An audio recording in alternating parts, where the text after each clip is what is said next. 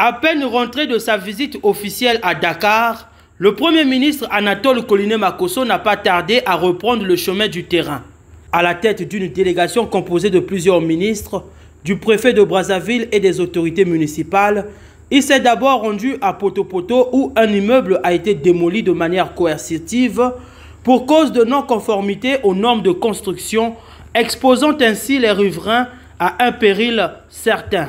Vous voyez comment non seulement on perd un investissement quand on ne prend pas au sérieux ce qu'on veut faire, mais aussi on expose la vie d'autrui.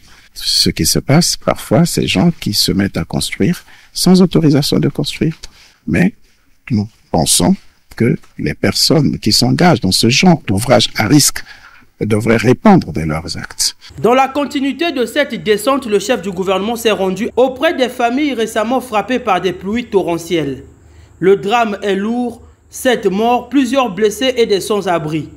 L'objectif principal de cette visite, manifester la solidarité du gouvernement et encourager les élèves sinistrés dans cette période cruciale d'examen.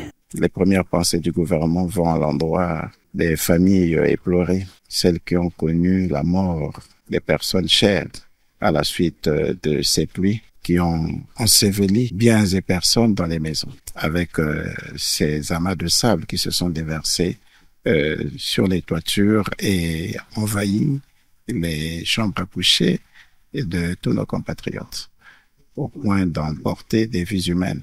Nous nous inclinons devant la mémoire de toutes ces personnes disparues et témoignons notre solidarité aux familles. Nous pensons aussi à ces élèves. Aller affronter le baccalauréat dans ces conditions, c'est assez difficile, c'est douloureux.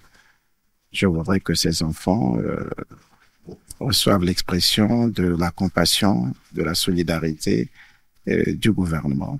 Face à cette situation, le Premier ministre a condamné les constructions qui contribuent à aggraver les conséquences des intempéries. On s'est livrés tous à des risques que nous avons du mal à maîtriser aujourd'hui. C'est des situations que nous traînons depuis des décennies et nous sommes obligés de nous ressaisir, de nous asseoir. Vous nous voyez, nous sommes assistés de nos partenaires au développement. Vous avez les amis du PNUD qui sont avec nous, vous avez les amis de l'OMS qui sont avec nous, parce que l'heure est grave. Il nous faut prendre des décisions courageuses pour éviter que nous puissions être toujours en train de subir les mêmes situations. Cette visite de terrain s'inscrit dans le cadre des instructions données par le président de la République, très sensible à la douleur des populations.